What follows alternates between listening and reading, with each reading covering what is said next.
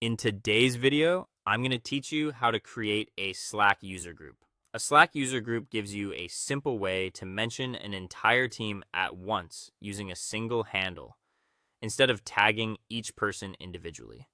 It's especially useful for task assignments, project updates, and quick team-wide notifications. It can also help with channel management because members of a user group can be added to selected channels more efficiently. Before you begin, keep in mind that creating user groups is usually limited to workspace owners, admins, or people with the right permissions, so make sure you have the access needed. To get started, open Slack on your desktop app or access your workspace through a desktop web browser. Once you're inside your workspace, look over to the left-hand sidebar. Find the More option, which is usually shown with 3 dots, and click it to open the expanded menu.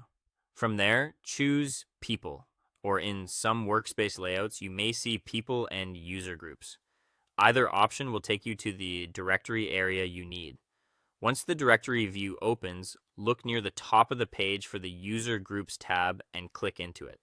This section is where Slack lets you manage group mentions for teams and departments. In the upper area of that panel, click the button labeled Create User Group.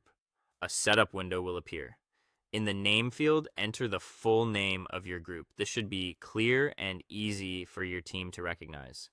In the handle field, type the short version people will mention in chat. Use lowercase text with no spaces because this becomes the actual tag your team will use with the @ symbol. You can also fill in the optional purpose field if you want to describe what the group is for. This can help others understand the group at a glance. When everything looks good, click Next. Now you'll be taken to the member setup screen. In the search box, begin typing the names of the people you want to include, then select them from the list as they appear. You may also have the option to choose people through workspace search if that layout is available. Below that, you'll see default channels, which is optional. If you select channels here, anyone added to this user group in the future can be routed into those channels automatically, which saves time and keeps team communication organized. Finally, click Create Group or Save, depending on your Slack version. The window will close, and your new user group will be ready to use. To test it, open any conversation, type the new group handle in a message, and send it.